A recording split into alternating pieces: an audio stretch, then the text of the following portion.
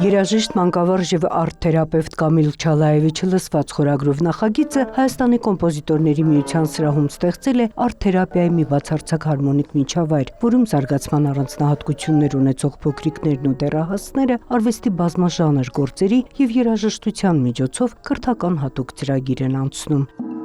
Չալաևը ձայնային եւ ժեստերի թերապիայի յուրօրինակ մեթոդիկայի հեղինակն է, որն արդեն 3 տարի աշխատում է աուտիզմ ուղեղային կաթված, ուշադրության պակասի եւ հիպերակտիվության խնդիր ունեցող մոտ 100 երեխայի հետ եւ այժմ իրականացնում է թերապիայի նոր նախագիծը։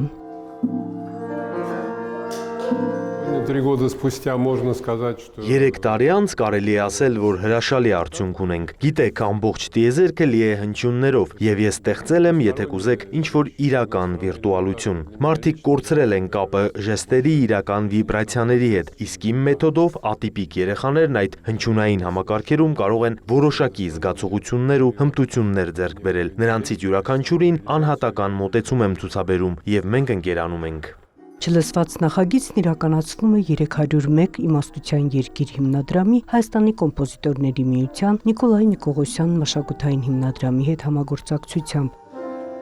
Գործընկերները հատկապես բարձր են գնահատում երաժշտ արվեստի հսկաների ժառանգության միջոցով երեխաների մշակութային ներառումը։ Հատկապես Բախի երաժշտությամբ նա թերապիաներ է անցկացնում եւ յուրաքանչյուր երեխա հետաքրքիր մոլոտիեզերք է, որին նա կարողանում է բացահայտել իր հատուկ մանկավարժական մեթոդներով եւ կարողանում է այդ տիեզերքը բացահայտել մարդկանց համար հենց արվեստի միջոցով, ինչը հրաշալի է։ Նախագծի շրջանակում ներկայացված են Չալաևի նկարները, ինստալացիաներ եւ քանդակներ, բացի մանրաքանդակներից եւ փայտանկարներից, նախասրահում ցուցադրված է Սարյանի 145-ամյակին նվիրված 4 միաչափ թերթեր գործը։ Ֆրանսիայում ապրած 30 տարիների ընթացքում Չալաևը խորապես ուսումնասիրել է Սարյանին եւ ոգեշնչվել նրանից։ Շատ եմ սիրում Սարյանին, որը Ֆրանսիայում շատ մեծ նկարչի համարում ունի։ Ես ստեղծել եմ պարզ մի գործ, որը ցույց է տալիս իմ ներքին հոգեվիճակը։ Տեսեք, պատրված կտավից լույս է ներթափանցում, եւ սա ստեղծելիս ինձ մեծապես ոգեշնչել է Սարյանի Փարիզյան շրջանը։